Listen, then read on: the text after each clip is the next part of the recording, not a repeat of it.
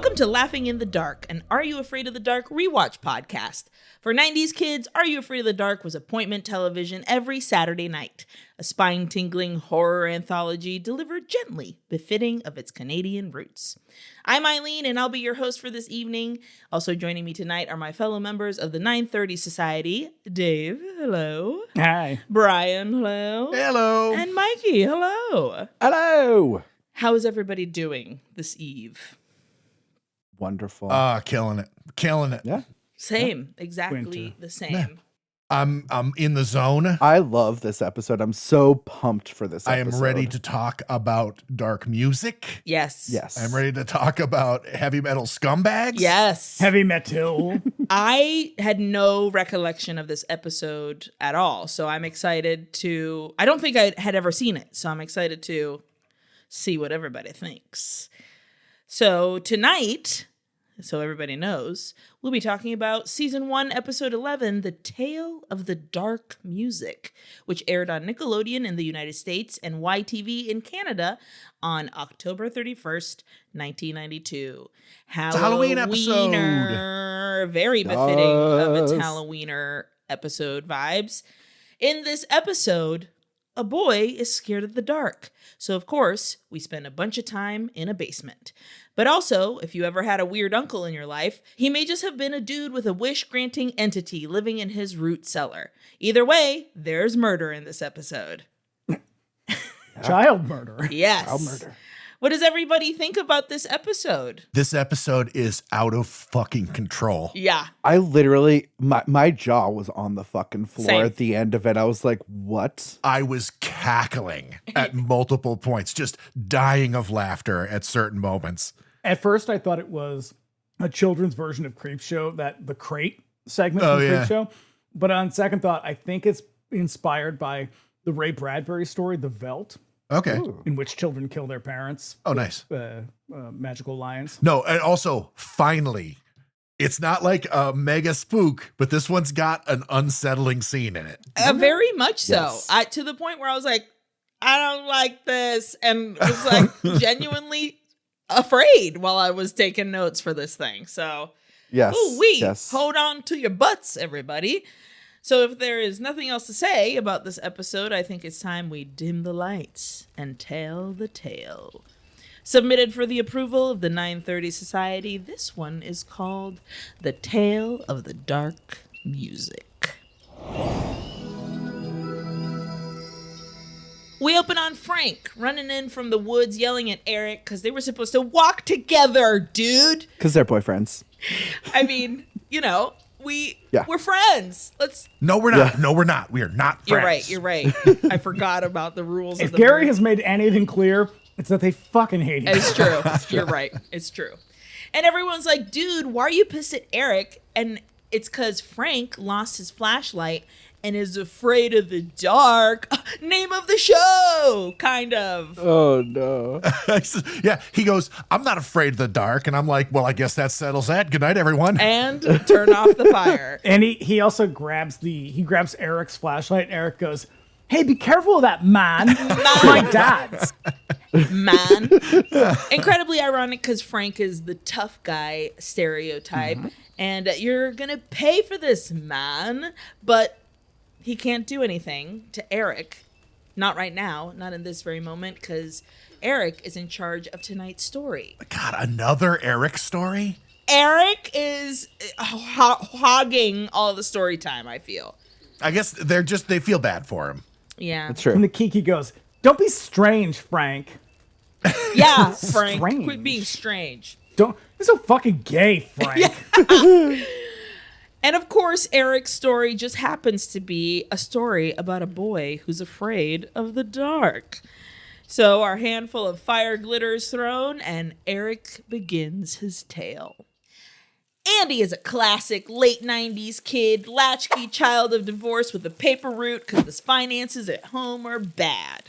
I love it watching him do the paper route because he is just randomly throwing papers left and right. Just Most of them are landing just in the street. good luck. It's like me when I used to play Paperboy on fucking Nintendo. I used to suck at that game. Loved Paperboy on Nintendo. So Also good. sucked ass at it. It was so bad, but I loved playing it. But lucky for Andy's mom, she inherited a random ass house from a random ass uncle. So maybe things are turning around for Andy this time around. Why would a new house for his mom be better for Andy? Because let's be honest, his mom is not so hot at being a parent. That mom is a mess. A new house isn't going to help. No. Girl. Also, the house number is 420, so you know they're smoking doobs in there because 420. You think that's what it is? Oh yeah, it's gonna be. He goes down to the basement. He listens to sweet jams. This is an analogy for marijuana use, basically. Yes. Yes. Sweet man. Sweet man. Also, Andy, I'm going to say it right now. He reminds me of a baby John Mulaney. Yes. Very much so. Looks. He has very sleepy eyes. Yeah. And also like his like the affect, like the way that he talks and stuff like that. All I could think of was him. For sure. The next day, Andy gets tripped by his new neighbor who looks like if the 80s Lars and James Hetfield had a baby. Like they... I said he looks like all the members of Metallica rolled into one. Totally. Oh, and as soon as we see him, we hear a guitar sting. And it's like, Whitley wow, Whitley wow. That's like, no, he's a badass. Yeah. And he's like, hey, I totally already know that you're going to be a weird kid, Andy, because your uncle was weird and he owned that house and that house was also weird. So get ready to get bullied. Yeah, I'm your new neighbor. Say you love Satan. Yeah, exactly. Yeah. And nobody taught me how to properly use curl product in my hair, so I'm extra angry. It's true. It's an ongoing journey for everybody. Listen, trust me, I know. And Yeah. I could have taken this kid aside and been like, hun, you got to really saturate the hair before you put any kind of product in it, okay? And then you're going to want to squeeze, you're going to want to scrunch, but then you don't break the cast until after your hair is dry, okay? Dry. What are these words? True. And you use nice little bonding oil, and then it really makes it shine. You're getting Absolutely. schooled. We're getting schooled on hair product. Curl, specific Trust me. curl. Take a trip to our bathroom and you will get schooled on hair products. God bless You'll it, Mikey. I see. support is. you. Curl care is health care, okay? That's true. That night, Andy asks his mom if she remembers anything about their weird uncle that gave them this house. But she says she was too young before sending him down to the basement to grab something for her. They call them repressed memories, honey. We didn't talk about Uncle Neil, darling. Not in company. And of course, Andy's shitty little sister who's playing a cool, fun video game is like, what's the matter, Andy? Are you afraid of the dark? And what is that voice? She has this weird affect where it's just like, are you afraid of the dark? You're afraid of the dark, Andy. Oh, gross. You are disgusting. And also, I love playing this video game. Like, true. That's her. The only thing missing from this little girl is the big bitch bangs. Like, she just needed them. Exactly. But she's like 9, so... And she holds that video game controller like she has never seen a video game in her life. I didn't even know she was actually playing it because I was like, what? She doesn't have anything in her hands, but apparently she did. A little later, you see her holding the controller like a crazy human. So Yeah, she's holding it like she's holding bicycle handlebars or something. exactly. So anyway, she taunts her older brother, and of course he's a fucking pussy, but he plays it off and heads on down to the scary, dark basement. And as he goes down the dark stairs, he sees the mess left behind by his probably very drunk uncle. And he passes the classic boarded up weird door in the corner of your basement that has one. What is it called when you have a fucking... A shit closet. From Amityville. From Amityville 2. Yes, or like very Army of Darkness. Like I imagine like castle Like a doors. crawl space. Oh yeah, Yeah, it's a coal cellar. It's where you keep the coal. exactly. Yeah, or that's also where we hide our child vampire masters, or so I heard from a young Melissa Etheridge enthusiast. Very nice. Of Was course, that me? Callback. Was Yes. that me? Yeah. love it. So he also uncovers this random old-timey radio that's just happens to be sitting there, like just a lovely curve to it. And he tries to plug it into the wall, but nothing's fucking happening because this is one of those old-timey houses where the current has to be turned on with a switch but Mom is the one that has to do it upstairs. So I just want to explain. That's how all light switches work. You gotta hit the curtain, turn it on. But when you plug it in, back in the day, you had to had the option to, here's this one plug. I'm not gonna. Is that not a thing anymore? I mean, not really. Sometimes not in every plug. Sometimes you still. It's so you could plug your lights in and turn it on. And a lot of places, but not every single light switch has that. This country. We used to be a country. Hey. But so this is like when we used to be a country is what happens here. So Andy calls up to his mom and she switch on the fucking switch upstairs and the radio lights up and statics. And then when Andy turns the dial, suddenly behind him, the boarded up door starts to rattle from the shit closet. Yeah. And when Andy turns to look at it, it stops. And he turns the dial again, more rattling. Turns, nothing. And on the final time that the door rattles, it opens. Well, no, he says, I heard that. Listen, man, if you are talking to whatever you heard, you need to get the fuck out of the basement. You are well beyond that. Like, you gotta just go. You gotta go. Also, didn't he get sent down here for a fucking ladder? Like, why is he, and he's afraid of the dark. Why is he like fucking run? I would get the ladder, run upstairs. Is he afraid of the dark or is that just no, he's not. The minute that door rattles, the way I'm bolting up to the top of the house. Yes. Where there's I would burn the house down. This reminds me of the basement of the house we lived in on Atlantic Ave. Mm-hmm. We had the most terrifying goddamn basement. Like, I think in the couple of years that I lived there, I went down there like 3 times. Horrible. It was an all dirt basement, and it was just like full of like old farming tools. And it had like 3 chambers and like and 1 light in the first chamber. No. And the further you went back, the darker it got until you were in the very last chamber, and the darkness seemed to consume the light. No. And we brought a flashlight and we found a little table with a single little book on it. And in the book, all the pages just had names on them. Okay, so you guys are ghosts. Yeah, we're ghosts this whole time. This whole time. Twist of the year. Yeah. Horrifying. Was it something I said that clued you in?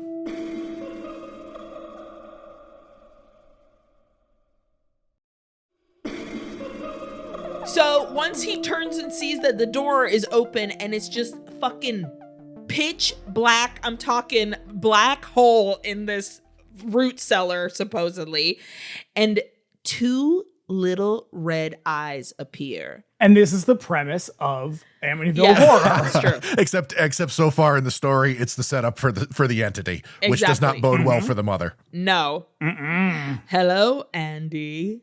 Come in.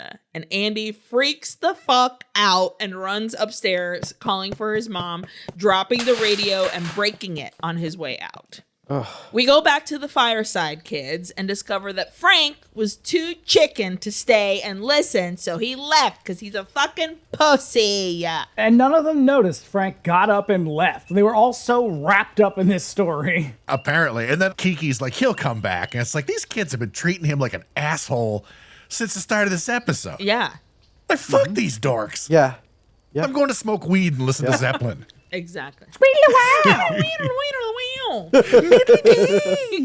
Andy, another whittle scare baby of the dark, scared like a little baby, comes back down to the basement with his mom, who's holding a hockey stick. Because it's Canada. Heated rivalry. I fucking love how readily available hockey sticks are as a prop on this show. Always. They're just they're out everywhere. They're outside, they're on the sidewalk, they're in the stores. The houses are made of them. 11 episodes down, there's been like 7 episodes with a hockey stick. Exactly. Mm-hmm. And when she checks what's behind the door, we see that it's a root cellar. Cool. So mom, by the way, she's acting for the fucking back row. She's like, get back upstairs. It's probably a rat or something. She definitely did summer stock in Saskatoon, motherfucker. Oh yeah, she did Grease in Moose Jaw, and it was like the best. The best 100%. She ever did. Totally. I just wrote that Andy's mom is a dope. Yes, big time. Oh, and she says, and that voice you heard, Andy, was probably just the radio that you were fiddling with before. So shut the fuck up and let's go get dinner before Christina, your sister, eats it all. And I was like, whoa, Mom.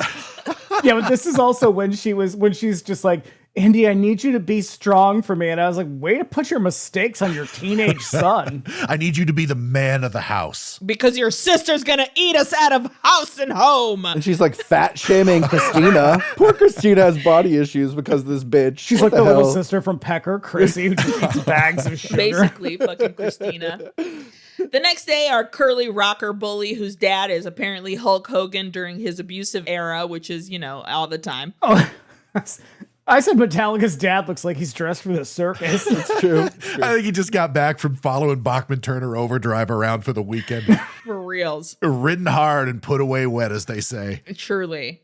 And of course, Hulk Hogan is forcing his curly rocker kid to scrub the deck stairs. So why not? What is he scrubbing off those steps? Nothing, girl. Vomit? Maybe. Blood. Totally. Andy, on his paper route, chucks a newspaper very willy-nilly like he usually does, and it falls right on to Curly's bucket, pouring it all over the fucking soapy water on top of him. Oh, man. What are the odds? Man, my hair. Oh, man, you're gonna die. I'm gonna bung you. And Andy fucking books it. He runs with curls hot on his tail. And Andy runs to his front door to check out, but it's fucking locked. So he runs to the back where these are tornado doors. Just like it's called the bulkhead. Yeah, bulkhead. Okay. I always thought those were tornado doors because of Wizard of Oz. Now, have you ever been to the Midwest before? I have been to St. Louis. Does that count? Sure. I think so. So So yes. Tornado doors. So I call these tornado doors. I love it. Let's go with it. So he goes to the back and he checks the tornado doors, and they too are locked, but somehow they release. I don't know if by magic or by chance. That's by his fucking Jody the pig who lives in the basement. Exactly. Just in time, and Andy is able to climb into the basement and lock the doors from within. And this is the opportunity for Curls to just add a little bit of light product onto his hair because it's saturated at this point. Exactly. Baby John Mulaney is just helping a curly bro out, Exactly. In the basement, Andy is spooked by his sister, which I also totally jumped and bumped my head in the ceiling when that little bitch appeared. I was like, are you fucking kidding me, kid? Scared the living hell out of me. Upstairs, Mom is cleaning the fireplace and Andy asks about their weird uncle again. Apparently, he never left the house, just had a bunch of money somehow, but still was a recluse, and his neighbors fucking hated him. And she's just like, I don't know, Andy. He was old, and old people die.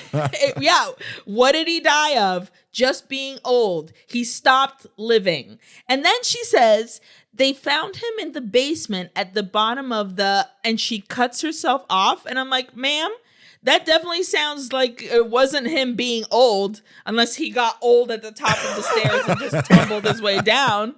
100%. Then the rats ate his old eyes. That's what they go for first. If she told me that, like, she wouldn't even have to finish that statement. I would never go down there ever again. She'd be like, why don't you do the laundry? And I'd be like, why don't you do the laundry? But yeah. Exactly. Horrible. Exactly. You have to step over the puddle that used to be freaking Uncle Neil. Whatever. Yeah, it's crazy. It's crazy. But like the look on her face is fucking crazy and unhinged when she's saying that, because she's literally smiling when she's talking about like him falling down the stairs. She's a terrible mother. She is. And a terrible person. Honestly, yeah. So Andy gets sent to do some laundry in the basement, which he reluctantly does, and he plays some smooth 90s rock. Super smooth. Yeah, sweet jazz. Oh, yeah. Also, I was promised dark music. This is just the local classic rock station. Dark for them. It's Canada. A royalty-free jam playing on his yellow boombox that has a handle at the I had side. that one. I remember that. Mm-hmm. Yeah. And then suddenly the door begins to rattle again. Oh, no. My question, though, is why does he have to put on... He's literally moving laundry from the washer to the dryer. Why are you taking... It's going to take you more time to put on music than it is to actually do the thing. He was like, I need some ADHD soothing sounds just so that I can get the task done. Yeah, the music just distracts him so he's not scared down there.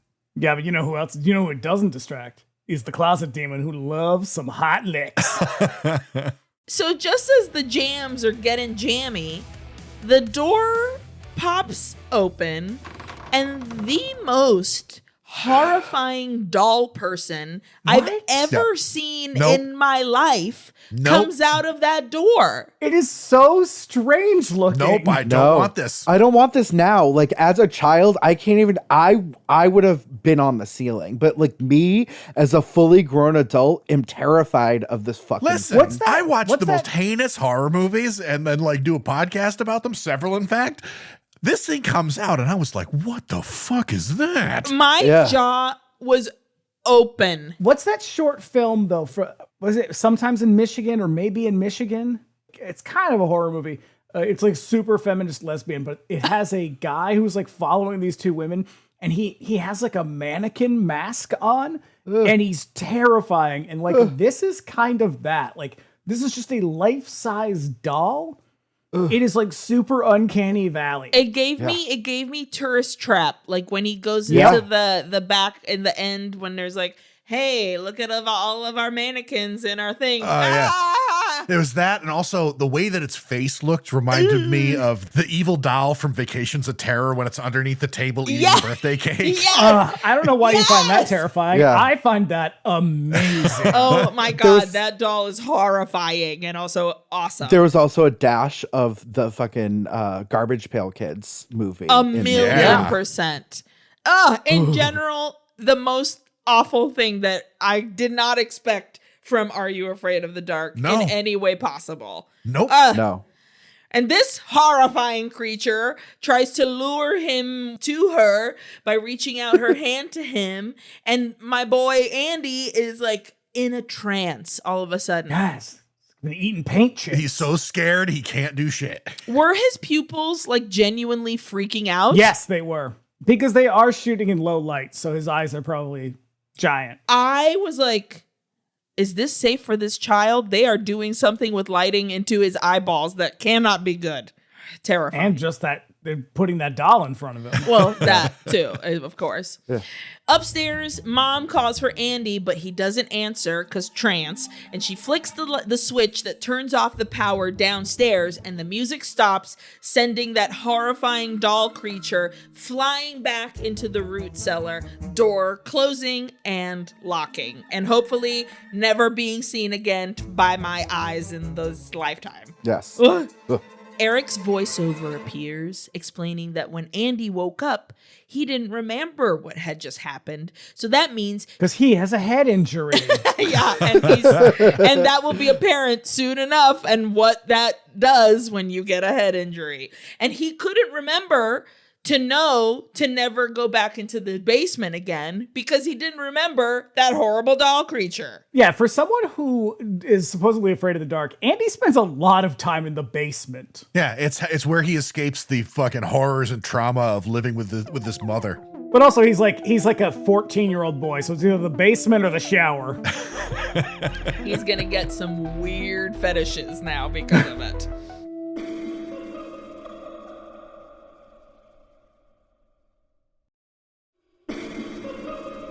The next day, this fucking idiot does the same exact thing and plays music downstairs while loading the fucking washing machine. Yeah, just a little sweet Allman Brothers. He's just spend all of his time down there just smoking weed and listening to dank jams. And of course, our door starts rattling again. But then the music in the boombox changes to some all calliope music all the time. He's listening to Mr. Bungle. You're listening to CLOWN. Thank you to Bozo for playing the next tune. So The door flies open, and now, in the empty space, there's this carnival barker calling out with promises of dames and rides and prizes.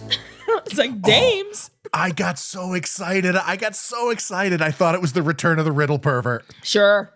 I also never trust a circus in the root cellar. No, especially one that entices you with women. Exactly. Where he's like, our brothel is open to everyone, kid.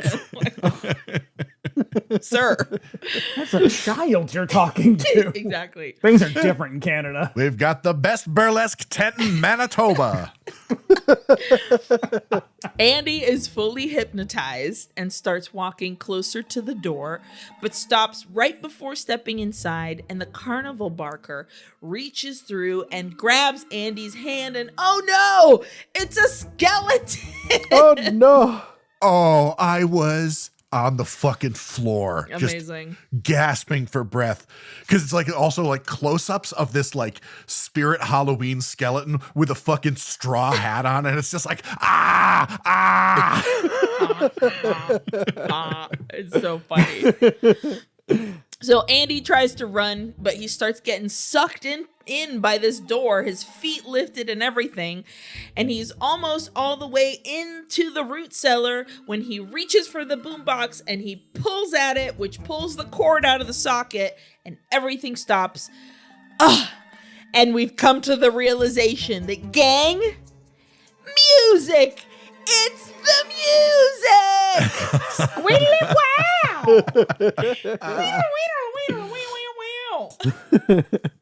So after doing some little tests, he decides he's got to go tell his mom. So he hops on his bike, but guess who's back in the motherfucking house? It's Curly Magoo. And he's back on his fucking bullshit by punching Andy with the slowest delay possible. This whole scene fucking rules. The way that it escalates is crazy. It is so hardcore for Nickelodeon. It's also the worst friggin' Foley sound I've ever heard for a punch. Like, what is he punching? Beef. A side of beef. True. Probably. And then my guy, Curls Magoo, grabs Andy's bike.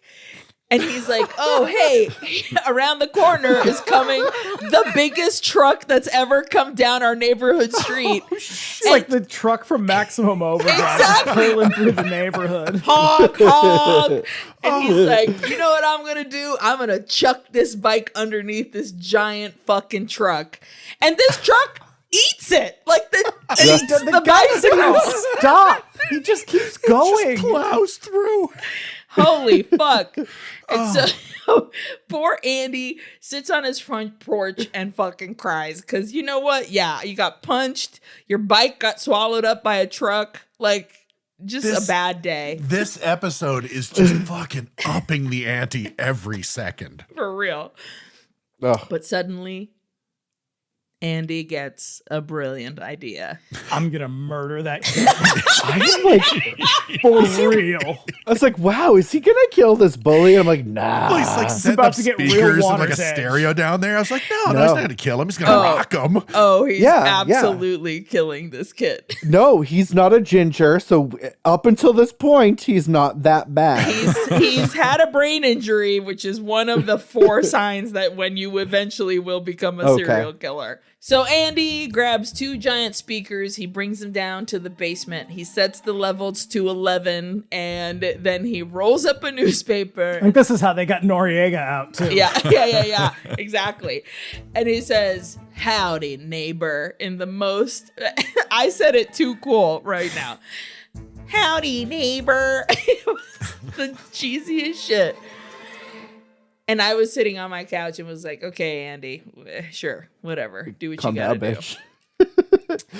He heads to his neighbor's house and taunts Curls Magoo by tossing the newspaper at him and getting him to chase Andy down into his basement.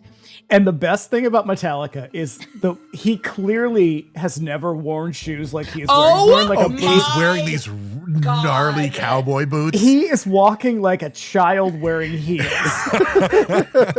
So we have an upstairs neighbor that I call Clip Clop Ryan because he walks very loudly. This is how I imagine he runs. He is just like clomping in these things, just tromping away. So unsteady. It's all the videos of little girls that get those Disney heels. They're 2-year-olds and they're like, oh my God, and click, click, click, click, click. Like I totally get it. Cause like last year I got a pair of like really nice motorcycle boots, and learning to walk in those fucking things cause they got like a big heel on them. I was like a jackass for like a month in those things. Love it. Love it. Stops. I thought I was going to break my ankles walking in them. Yeah. Welcome to my world. And Ryan's world. Yes, exactly. So Andy locks Curls Magoo in. He locks him in the tornado doors, and then Andy goes around to the power switch and turns it on from upstairs down to the basement area. Suddenly, rock guitar just booms out of the 2 giant speakers, and a red light shines through the cracks of the root cellar door. Yeah, you know who loves rock and roll. We do, because he wears a shirt that says band on it. The cellar door flies open while Curls screams bloody murder, and someone is coming right at him. Tight close up on his mouth for like 30 seconds. Yeah. Upstairs, Andy turns off the switch thinking, I'm just scaring him. It's totally chill. But when he goes downstairs to check on him, a new bicycle stands there in Curls' stead. Yeah. Oh, also, the kid's name is Coda? Yeah. Yeah, with a K.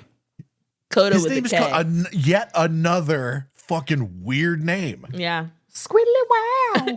Coda. You see, his dad just loves that Zeppelin record. Oh, that's the worst one. It is. Very confused, Andy turns on his yellow boombox again, and the cellar doors shine a blue hue this time through the slats. And it pops out as its own sentient being, the cellar door, to talk to Andy. And it explains that it can give him whatever he wants in exchange for one thing. You only have to do one thing, Andy. Keep rocking and rolling. I mean, this is where I was like, feed me some more. Feed me on now. What's great is that he's like, you'd think you can do it. In any episode, the kid would be like, no, absolutely not. But Andy's like, well, I did get a new bike out of this. And upstairs, his shitty sister's like, hey, you asshole, you gotta make dinner for me because mom said, go fuck yourself. And he gets this look on his face, and I'm like, is he going to kill his sister? Yes. And you know what? She fucking asked for it. It's true. Andy's just a serial killer now. Yeah. So upstairs, and like I said, Andy's sister screams for dinner. He turns to look at the cellar doors with evil contentness, and a psychopath is born. Back at the campfire, everyone loves this story because, murder is the best. They put out the fire. You did it, Eric. You did it, Eric. You did it, pal. Gary puts out the fire, and he's just like, it's getting late, guys. And I wrote, Gary, your group is called the Midnight Society. Bitch, it's gonna be late. But where is Frank with Eric's dad's flashlight? Eric stays behind waiting for Frank to return, but he's obviously also fucking scared of the dark too when, boo! Frank scares the living shit out of Eric. Oh, I saw this coming. I knew he'd be sorry at the end of it. So sorry. And then he looks right down the barrel and he says, paybacks are sweet. And then I'm like, who are you talking to, Frank? You're alone, buddy. And I imagine from another angle, he's literally talking to nothing as he says his line. But in his mind, he sees like a camera and lights and a director and a producer and a script supervisor and a makeup chair. And then we pan back some more, and he's in a padded room. This is such a weird one because it's a full-length episode, but it feels so short. Yeah. Like it's going so fast. At a clip. And it's out of control the entire time. I love this episode. I thought it was great. the craziest bullshit. So good. It was awesome. More of that. Give me more Eric stories. Yeah. Just not with leprechauns. Oh. Boo.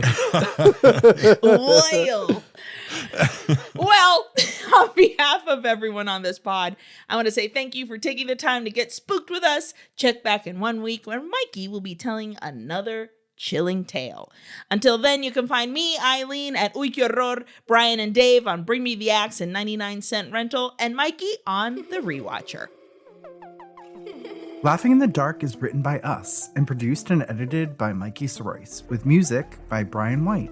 Our incredible key art was created by Vin Elio.